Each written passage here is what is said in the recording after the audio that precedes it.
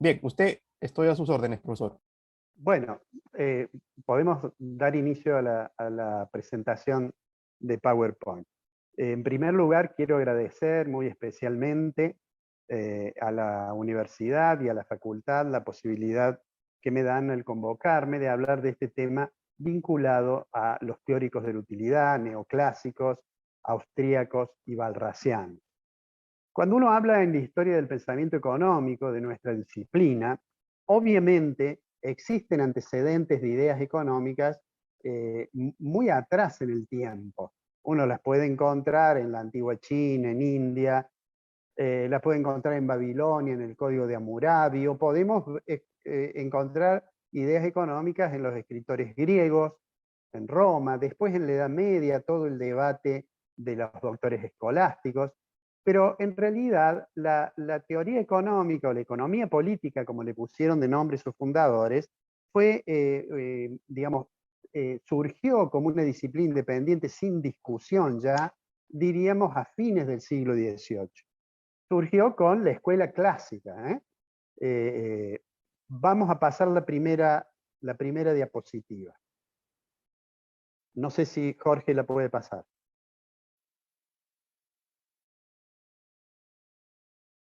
Ahí está, profesor. ¿Se visualiza? Bueno, la siguiente.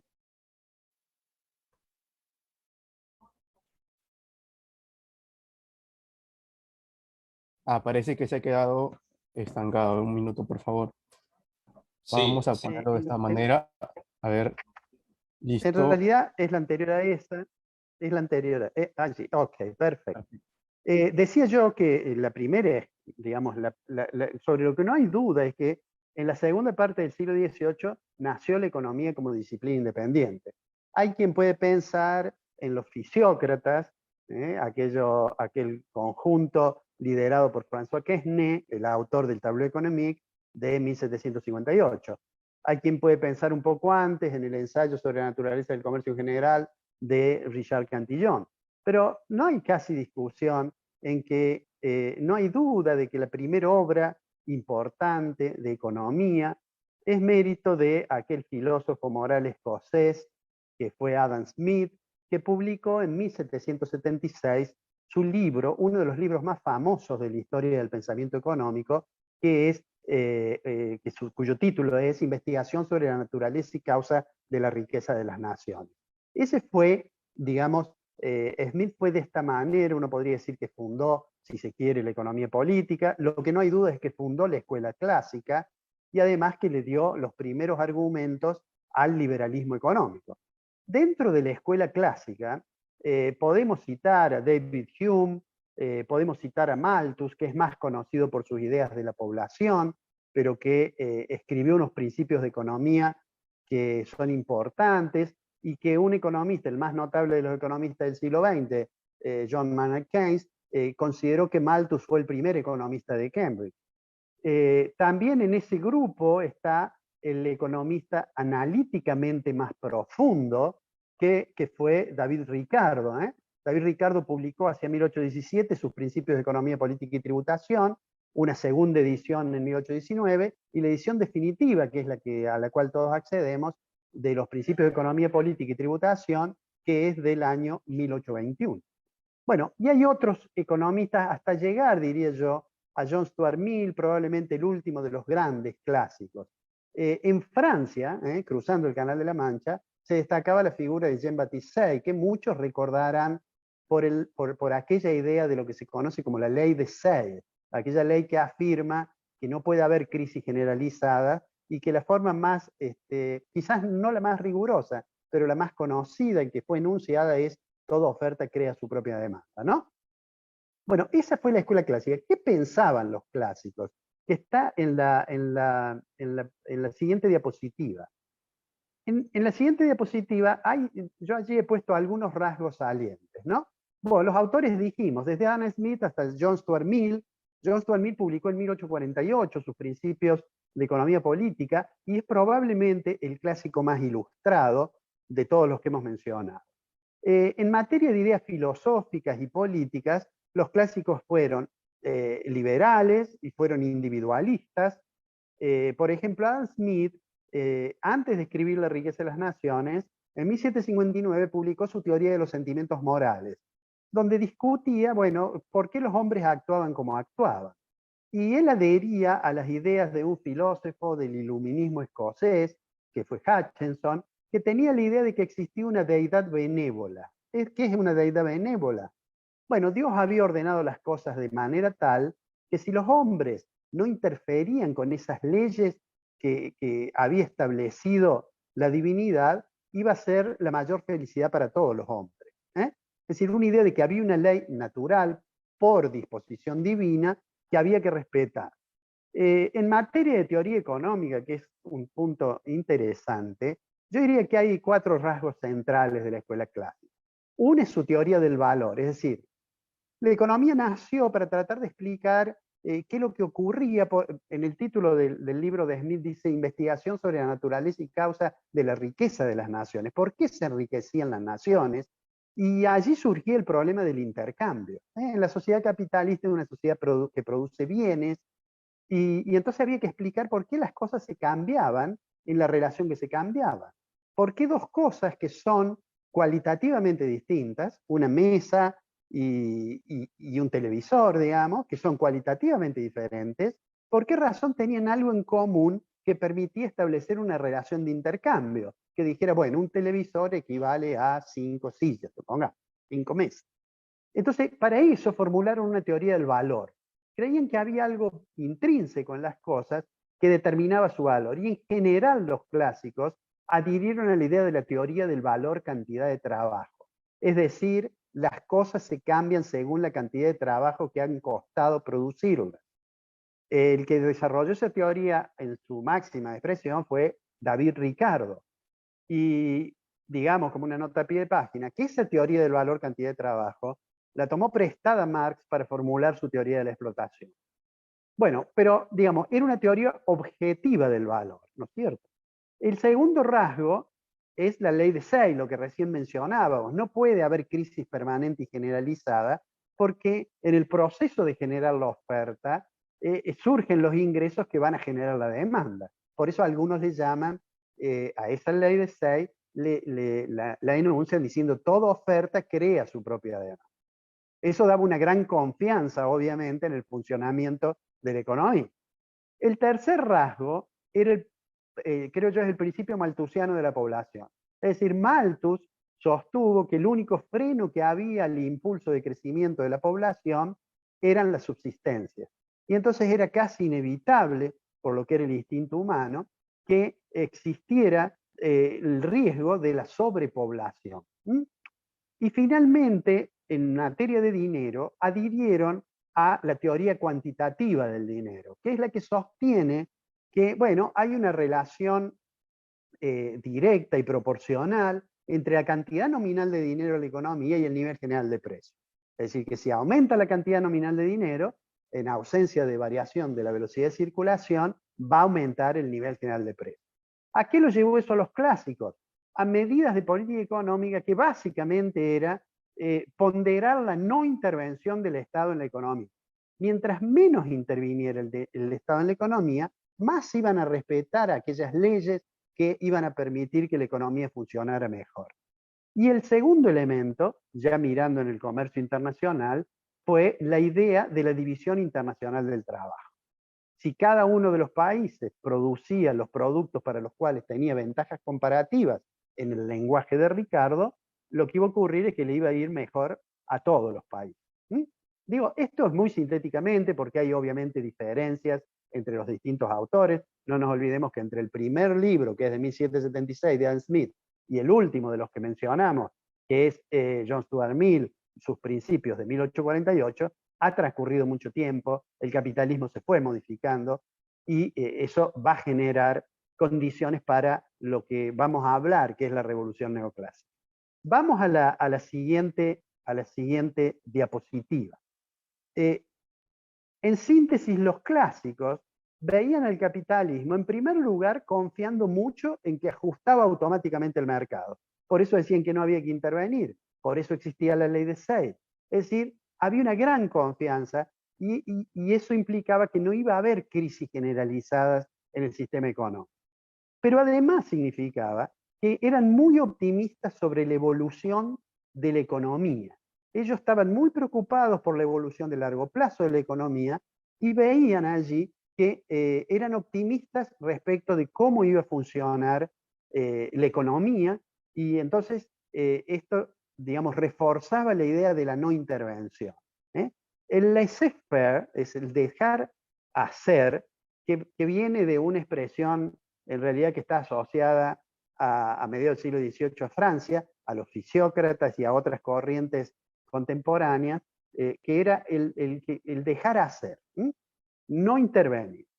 Y veían que a largo plazo, a lo mejor la economía llegaba, por ejemplo, en el caso de David Ricardo, como consecuencia de la evolución de la economía y de un aumento creciente de la renta, iban a desaparecer ciertos incentivos a invertir, y se llegaba a lo que desarrolló con más cuidado John Stuart Mill, que era el estado estacionario. Pero creían que en el estado estacionario, digamos, no era un estado con dificultades, sino que era un estado del sistema económico en que se había alcanzado las máximas posibilidades de bienestar conforme los recursos que se disponen. Esa es la idea del optimismo de los clásicos, y a medida que sucedía la revolución industrial y comenzaba a hacerse cada vez más, más desarrollado el capitalismo, empezaron a surgir ciertas dudas sobre este optimismo tan grande que tenía la escuela que había fundado Adam Smith. En la siguiente, en la siguiente placa he puesto solo los títulos de cuáles fueron las reacciones, cuáles fueron los que no creyeron, aunque al principio algunos de ellos acompañaban la idea de los clásicos, pero la abandonaron, porque veían que en la realidad había ciertas cosas que no funcionaban como ellos pensaban inicialmente. Por ejemplo, hay un caso típico, un pensador socialista no marxista, que es Sismondi, que quizás fue el primero en tratar los problemas de las crisis económicas. Inicialmente había sido un partidario y un difusor de las ideas de Smith, pero luego, digamos, comenzó a mirar más críticamente la evolución económica. Entonces, he puesto solo los títulos. Una reacción fue la de los románticos y los nacionalistas alemanes. Fichte es un caso. Bueno, podríamos citar el caso muy importante de List, aquel del sistema nacional, que es considerado un prócer en Alemania y que se oponía duramente a las ideas liberales de los clásicos ingleses. Después están los proteccionistas, por ejemplo, en Estados Unidos, durante el periodo de vigencia de la escuela clásica, surgieron algunas reacciones. La más típica es la de Hamilton y la idea de la industria incipiente, que decía, no, primero hay que proteger un tiempo a la industria y no exponerla a una competencia demasiado dura. Bueno, los socialistas en general, muchos de ellos comenzaron siendo liberales. Hay un subgrupo que son los socialistas ricardianos, entre los cuales se destaca Thompson, que adherían a las ideas de David Ricardo y a partir de su teoría del valor trabajo intentaron formular una teoría, digamos, de la explotación. Y por supuesto está Marx, que fue probablemente el crítico más severo y que también tomó de David Ricardo y de los economistas clásicos, tomó las ideas sobre el valor. Es decir, la idea de que el valor de las cosas digamos, se determinan por la cantidad de trabajo. En el caso de Marx, le llamó la cantidad de trabajo socialmente necesario para producirlo, ¿no? Y a partir de allí formuló su teoría de la explotación y su idea de que el modo de producción capitalista iba a ser sustituido por otro modo de producción, que era el socialismo y después por el comunismo, ¿no? Pero digo, todas estas reacciones que fueron muy fuertes, de hecho la del marxismo inspiró la revolución del 17 en Rusia, y todavía hay muchos pensadores que siguen esa línea, pero digo, ninguna de ellas logró desplazar como corriente principal del mundo académico a la escuela clásica. Y yo diría que hasta 1890, y después les voy a decir por qué, la forma de estudiar economía era el libro de John Stuart Mill, que había sido editado en 1848, que eran sus principios de economía, y que eran las ideas de los clásicos ingleses. Digamos también que con el paso del tiempo John Stuart Mill tiene una posición un poco más ecléctica, no era tampoco tan optimista como lo habían sido sus predecesores clásicos, pero seguía siendo, creo yo, esa la formulación de la escuela clásica. Entonces digo, esas reacciones no pudieron hacer sustituir el paradigma teórico por otro paradigma. Ese trabajo lo van a hacer los teóricos de la utilidad. Los teóricos de la utilidad le llamamos, aunque lo pueden encontrar también referido además de revolución de los teóricos de la utilidad, como revolución marginal, como revolución neoclásica, y de ello vamos a hablar ahora. La idea de la utilidad existió obviamente antes de esa reacción. Vamos a poner la siguiente diapositiva. Miren, ahí hay 4, y podríamos citar muchos más, predecesores de los teóricos de la utilidad. Uno es Antoine Cournot, que probablemente los estudiantes de economía hayan escuchado de él cuando hablan de problemas de monopolio. El otro es Jules Dupuy, en Francia.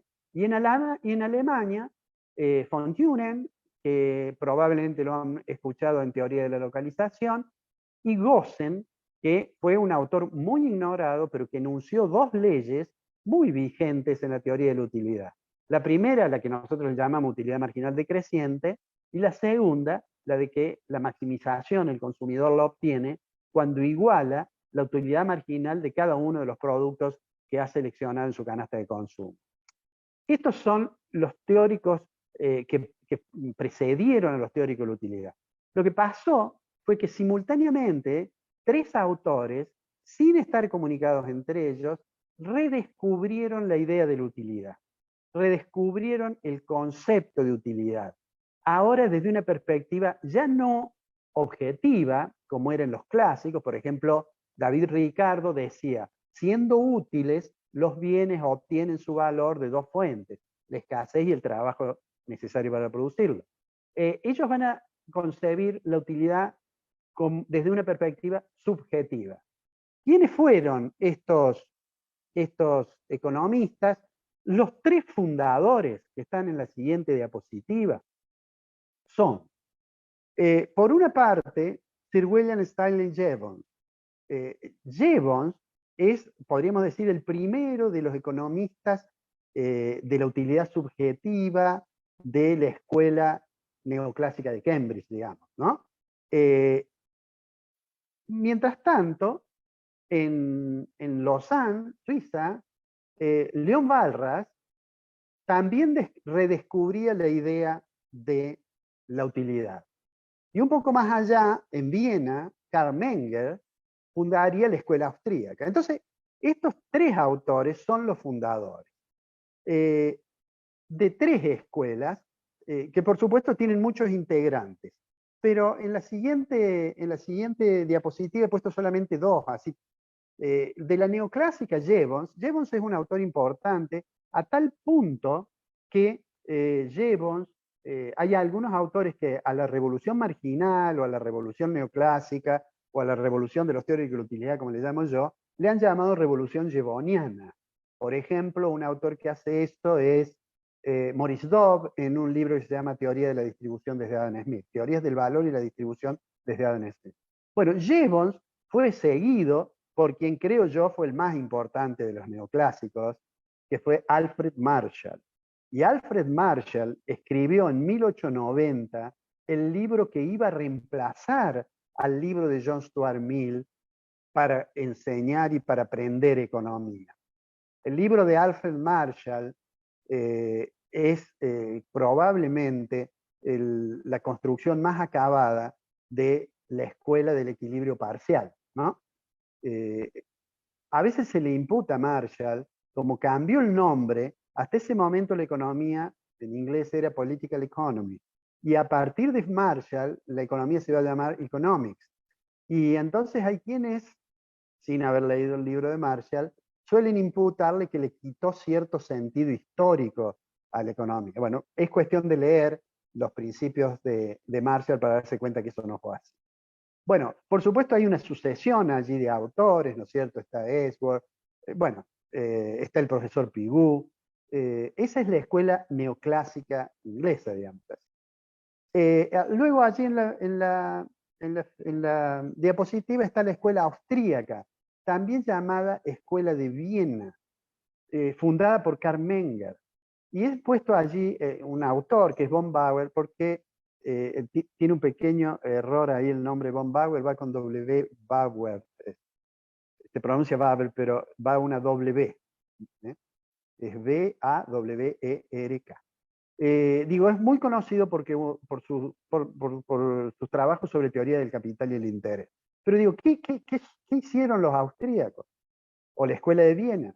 Menger específicamente comenzó su libro diciendo que la utilidad es una concepción subjetiva, que las cosas valen según la ponderación que le hace el consumidor, que no tiene nada que ver el trabajo incorporado, cosa por el estilo. No hay nada objetivo, que en realidad la utilidad es un concepto subjetivo y depende de la valoración que hace aquel que la va a consumir. Dice, para que algo tenga valor hace falta una necesidad, hace falta que haya un bien que tenga condiciones para satisfacerlo y hace falta que el consumidor esté dispuesto a consumirlo y por lo tanto le va a adjudicar un valor. Esa es básicamente la idea. Hay un ejemplo que se suele dar que dice, si yo voy caminando por la playa y encuentro una perla, bueno, no hay ningún trabajo, pero la perla tiene valor, porque para mí, subjetivamente, tiene un valor esa perla.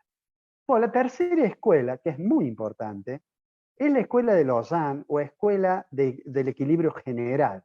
Los estudiantes de economía han estudiado seguramente modelos de equilibrio general, habrán leído Debré, por ejemplo. Bueno, el constructor del primer modelo de equilibrio general de la historia del pensamiento económico fue Leon Walras.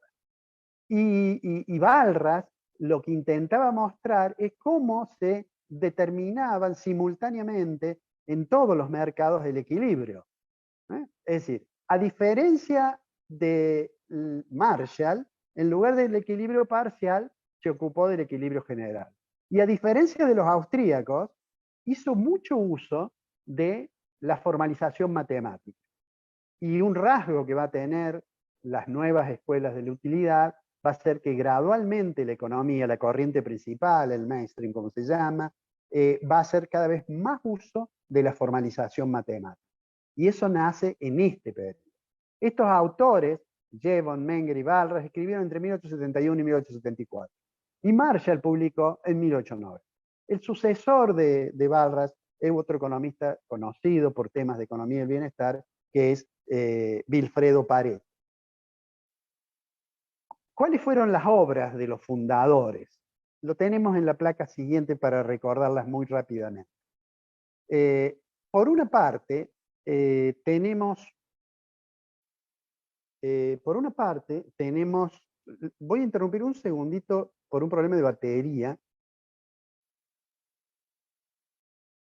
Y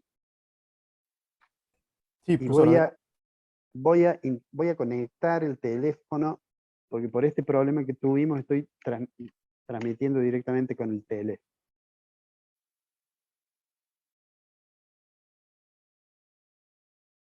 Perdón.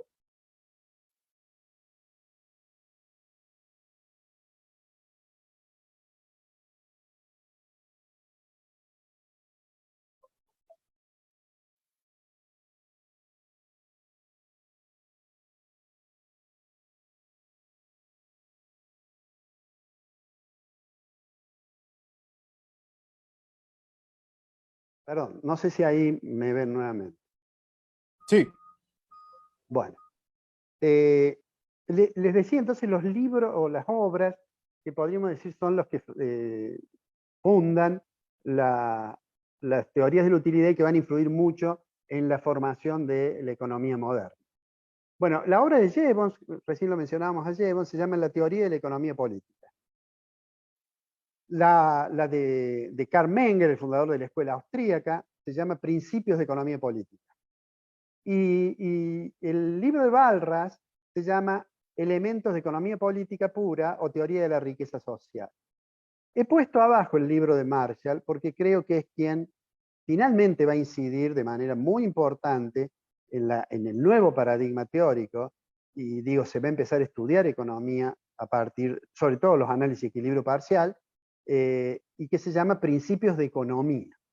Esos son los libros.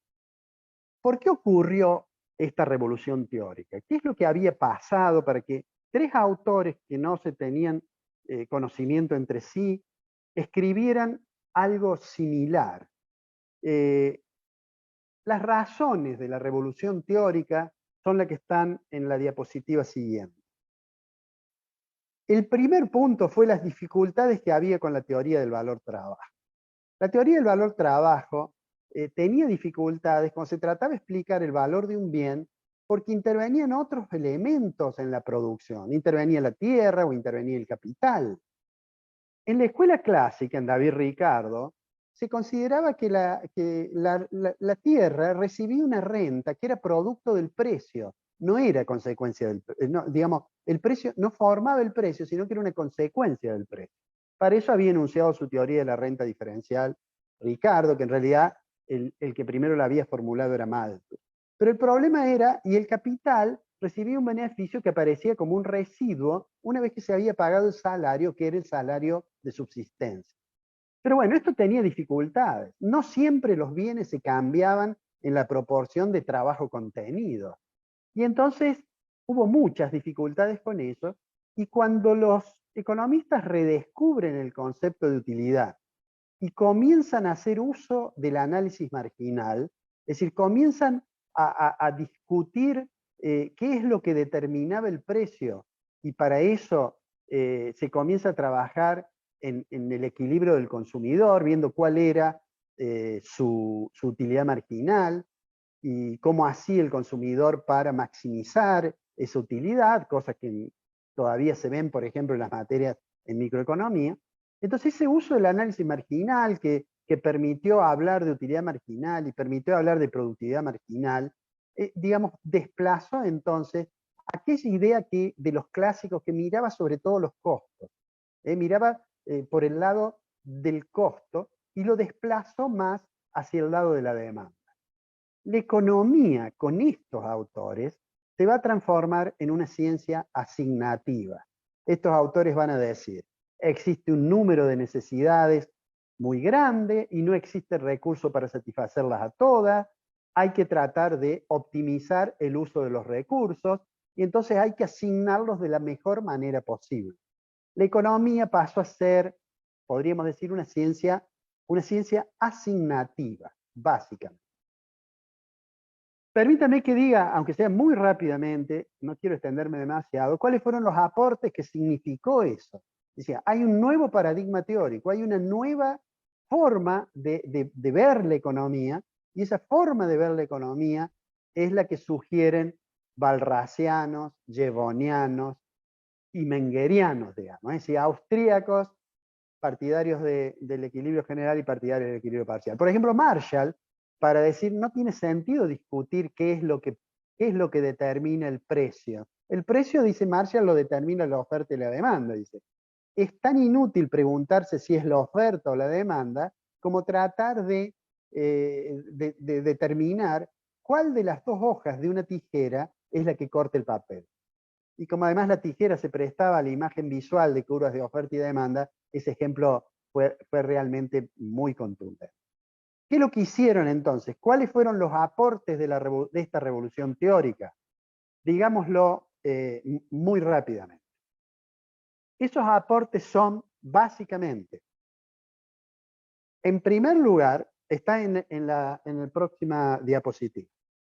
En primer lugar, discutieron las condiciones de equilibrio del consumidor y de la empresa. En segundo lugar, podríamos decir, se desarrolló todo lo que conocemos como teoría de la demanda, conceptos como excedente del consumidor, etc. Se enunció la ley de la utilidad marginal decreciente, que ya Gossen la había enunciado antes que estos autores. Se formuló una teoría de la distribución sobre la base de la productividad marginal de los factores.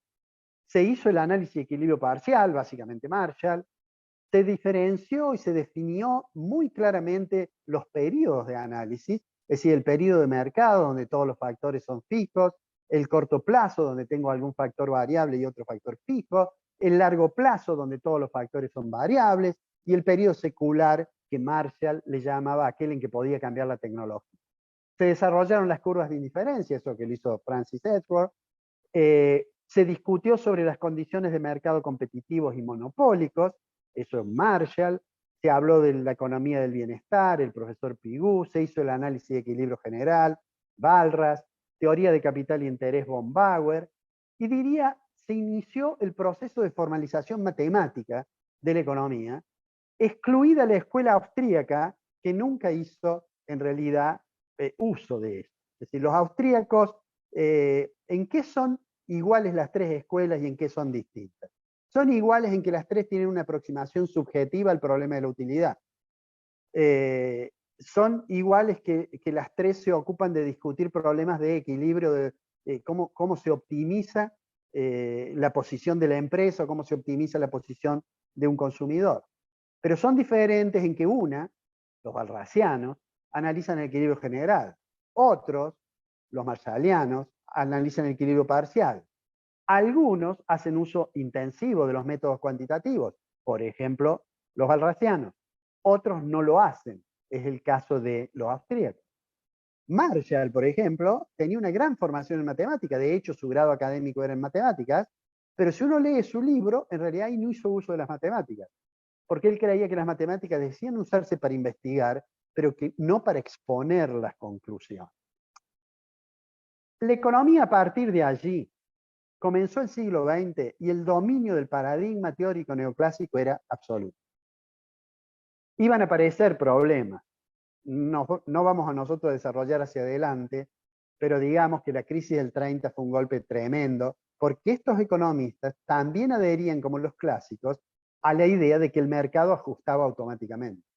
Y la crisis del 30 vino a demostrar que las recetas de estos economistas tenían dificultades. Había nuevas preguntas y eran difíciles de contestar.